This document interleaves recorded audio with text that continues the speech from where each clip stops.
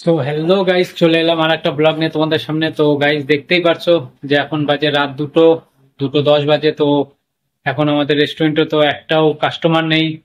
তো দেখতেই পারছো। তো চলো দেখানো যাক যে আজকের ব্লগটা কেমন হোক। চলো দেখি, যে রুটি বানাই তো সেই রুটির ভাট্টিটা যে ক্লিন করব, সেই ভাট্টিটা আমি কিভাবে ক্লিন করি সেটাই আজকে তোমাদেরকে দেখাবো। তো পুরো ভিডিওটা দেখতে থাকো আমার। তো কেমন লাগছে ভিডিওটা সেটা একটু আমাকে কমেন্টে জানাবে কেমন।